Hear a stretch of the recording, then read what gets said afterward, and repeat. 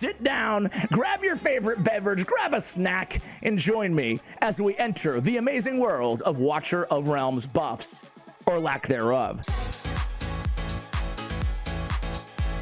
Hey guys, Ash here coming at you today in Watcher of Realms. Welcome to the video, guys. I'm glad to have you here today. Seriously, thank you for taking the time out to chill with me every day, or at least today, talking a little bit of Watcher of Realms. This is going to be kind of a follow-up video from a video that I released last week. Before we jump into that, apropos of absolutely nothing, I just checked out American Nightmare. Any of you guys watched that docu-series on Netflix? Dude, that was really good. It was really bad, but it was crazy, you know? Sometimes you gotta choose a side. I feel like in this world, especially when it comes to like true crime genre, there's so much out there that's just way longer than it needs to be. And this one actually had me pretty gripped from the first episode to the last. So a little recommendation for you guys. Now let's jump into it. I released this video. This is the one, kind of a bummer, but I understand too. Let's talk about nerfs. I think it was the least popular video that I've ever put out in the history of any of my channels in 10 years. That's not hyperbole. It had like something like an 89% like to dislike ratio, like likes, which for me is staggering, and I totally understand why. Because in that video, I said I was against the Boris or the Boreas nerf, right? Which a lot of people are calling for right now inside the game. I wanted to talk a little bit, not about that. That topic is, I don't want to beat a dead horse there. You guys know how I feel. Even though a lot of you guys had some really valuable feedback there, I still kind of stand by my opinion at the end of the day too. And hey, you're not going to agree with everybody on everything, especially in games like this. Very subjective. Anyway, with all that being said, I want to talk about the biggest need in the game. Now, some might argue it's just resources. And in this genre of a game, I feel like that's always a need, you know? Maybe it's because I'm coming from Raid Shadow Legends, and I do feel like now that where am I in this game? I am 150-ish days in, right? Very close to. Coming up on 150 days, and actually, I think that there is a bit, truthfully, of a gold need in this game, but I'm also conditioned to be even more broken Raid Shadow Legends and to have to pay just crazy, insane costs just to kind of mule around my artifacts, my gear. So in this game, it actually doesn't feel that bad, but I think in a vacuum, it is still an issue in this game. What about you guys? Tell me how you feel about the resources. My biggest issue is actually not the resources. Personally, I would love to hear from you guys on how you feel about that in the comments. What I have a problem with is the buffs.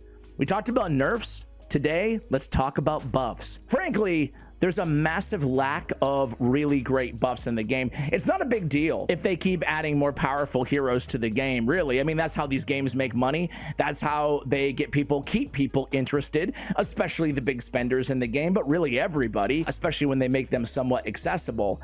But thinking back, since I've been playing the game, and again, it's only 150 to 80 days, closer to 180, right? But, you know, almost half a year now, and I don't recall any really good buffs. I'm sure I've missed maybe one or two, maybe on heroes that I don't have, but golly, the attempts, frankly, the really pitiful attempts at buffs that have so far taken place in this game have been lackluster, to say the least, okay?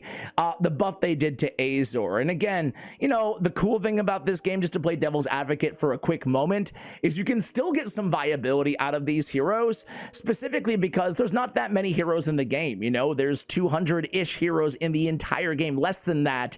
So we're gonna need even guys like Shamir, we're gonna need him in areas like faction trials. They can be incredibly powerful. So the good thing is there is a use case for almost every legendary, specifically hero in the game. The bad news is they're getting power crept really dang fast, given the power, the average power of the new heroes they introduced to the game. And frankly, there's so many, Kriya being the most recent, right? There's so many deserving legendary heroes, specifically, even some epics that really could use a buff. One thing that Raid has really stopped doing, I think they've had like 2 buffs in the last 6 months. If you look back a whole year, they've had like 7 buffs. right? In a whole year? That's a long time given that game has like 1,000 champions, right? I don't want to see the same mistake in this game, right? I love the balance, generally speaking, in this game, and I want to compel because, frankly, Moonton has been incredibly receptive to feedback. So I want to make sure that you guys, first of all, my audience, you guys, the players of this game, all agree with this sentiment. But think about it. In this game, to me, there's a group of legendaries outside of more niche situations like faction trials. There's a group of like beasts pretty much everywhere, you know, like the Comets of the world, the Viernas of the world. And then there's probably another category of really good heroes, like an Ajax, like a Nocturne, you know, for example, even a Zealous, right? And that's all fine. In games like this, I want to be clear, not every champion has to be S tier. Don't think that at all. However, there's so many easily fixable, god-awful heroes in the game. And that's what I would like. They don't need to take them from a 0 to an S tier hero, but I would love to take them from zeros to maybe C tier on some of these, right? So it's great that they keep releasing awesome heroes in the game, but frankly, there's a lot of them. Kaniza's another one, you know? There's also a lot of examples that frankly are probably even better than Kaniza, right? Like Durza, for example, a chaotic legendary that basically, well, kills your team. Honestly, the foundation of a hero like Durza seems really awesome. Just need to tweak it, almost fix it. And of course, a hero like Crash, right? Come on, man. Give Crash some viability, right? I think that Ezreal is a perfectly balanced hero in the game because is he S tier? No, but he brings something dynamic to the table that other, you know, heroes in the game don't have. And that's what I like to see, at least a niche use case on legendaries. And again, I bring up Ezreal because definitely not in nobody's tier list of an S tier legendary hero that can really help out everybody in a lot of different situations. Even in minimal situations, I think that that should be what we're kind of striving for with heroes in this game. So I listed off a few: Durza, the Crashes of the world, Shamir. There's a few others, right, that are just kind of no-brainers, you know? Azor, I would love to see a rework a bit on him too. I was actually looking through other videos. This is a video by Hell Hades on the last update. This is the #1 comment. Instead of talking about anything coming in the upcoming update, right, in the big patch, the #1 comment on the entire video is, I wish they do more hero balancing. Moonton keeps releasing new and slightly overpowered heroes in record time, but rarely buff old ones, especially nearly useless legendaries like Crash or Azor. And if they do something like that buff to Crash, reducing his cost by 2, like from 50 to 48. I kid, but you guys get the point here. So I actually saw this comment and I was like, I've been meaning to talk about this and I can't be the only one. At least 19 people agree. Let's see what the comments are. Azor isn't useless. Totally is. In Aurum is the most recent dude that everybody is hating on right now. I don't think Azor is useless personally. I just want to say that. I just think that he could go from like a C- to a C+, maybe a B-.